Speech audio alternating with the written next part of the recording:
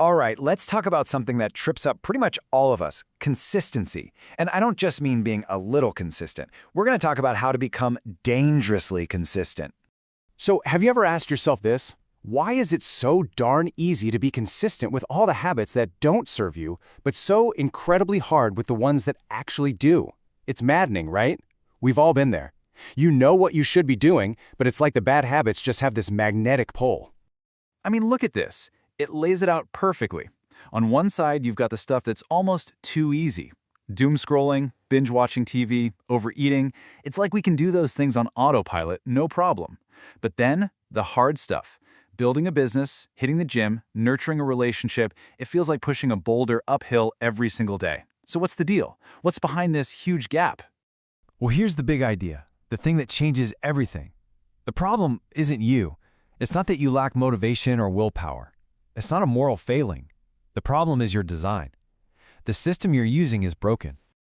So, today we're going to build a much better system. It's built on 5 core ideas: the bad day plan, the concept of reinforce or replace, how to close your feedback loops, the power of deciding once, and finally, why you need to track your actions. Okay, let's kick things off with habit number 1, the bad day plan. This is probably the single biggest reason most plans fail. We sit down, all motivated, and we design a plan for a perfect day, a day where we're full of energy, nothing goes wrong, no interruptions. But let's be real, how often does that day actually happen? Almost never, right? So instead, we need a plan for real life, and it works on 3 levels. First, you've got your baseline plan. This is for your worst day, the absolute bare minimum you can do.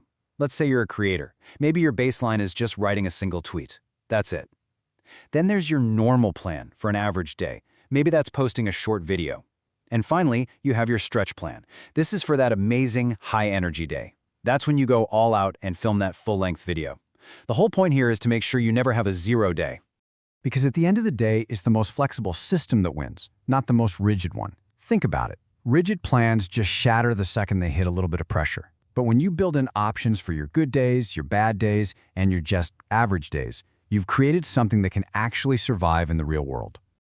All right, that leads us right into our second habit, reinforce or replace. This one is all about tackling those bad habits we talked about. See, most people make this huge mistake. They think the answer is to just stop doing the bad thing. But when you do that, you create this dangerous void. It's what we call the habit void. Let me give you an example. You decide, okay, no more scrolling on my phone first thing in the morning. Great. But then what happens? You find yourself opening your laptop and scrolling there instead. Why? Because the phone wasn't the problem. The habit was serving a purpose, a function. In this case, maybe it was helping your brain ease into the day. You took away the tool, but the underlying need was still there. So your brain just went, okay, fine, I'll find another way to get this done. So how do you fix this? It's a simple 2-step process. First, you have to reinforce the good behavior. Right away, every time you skip that bad habit, give yourself a tiny immediate win. Like maybe you put $1 in a jar every time you avoid the junk food. Second, and this is crucial, you have to replace the function. Ask yourself, what was that bad habit doing for me?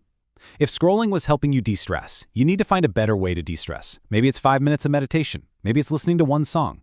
The point is, you can't leave a void. You have to fill it with something better. Okay, so once you start making these changes, you need a way to know if they're actually working. And that brings us to habit number 3, closing your feedback loops.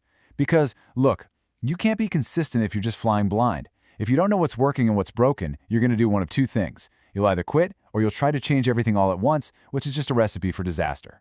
The secret here is a super simple end-of-day review. Just ask yourself a few questions. What worked today? What broke? And this next one is key.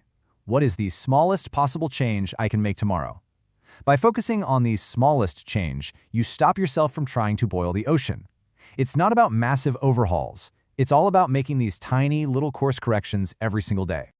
Now for habit number 4. And this one is a real game changer. Decide once. Seriously, think about this. If you wake up every single morning and have to ask yourself, should I go to the gym today?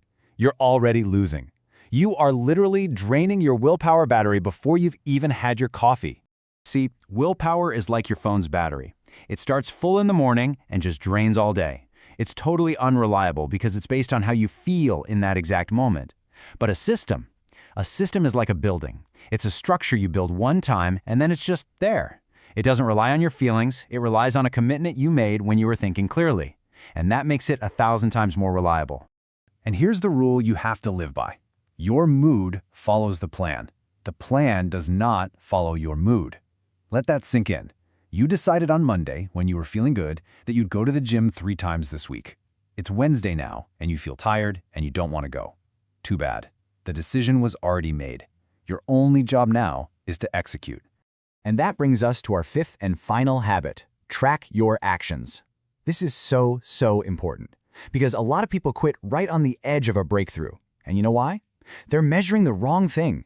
They're obsessed with the outcomes, the results, which can be super slow and demoralizing, instead of focusing on the one thing they can actually control: their actions.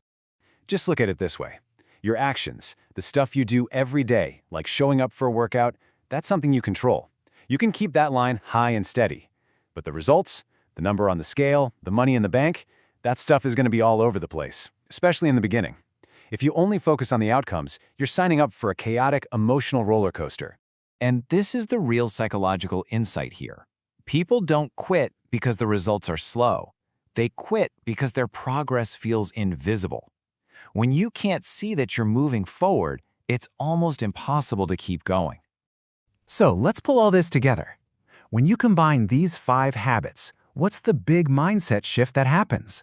What's the real secret that separates the people who are dangerously consistent from everyone else? It really boils down to 3 core beliefs. First, consistent people don't have more willpower, they just have way better systems.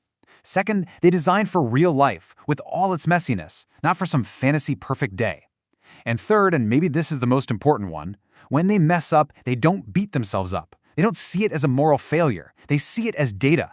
It's just a sign that the system needs a tiny little adjustment. And all of that leads to what is, I think, the most powerful idea in this whole discussion.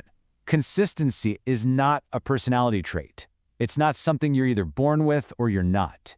It is an engineered outcome. That means you can build it, you can design it, you can engineer it into your own life.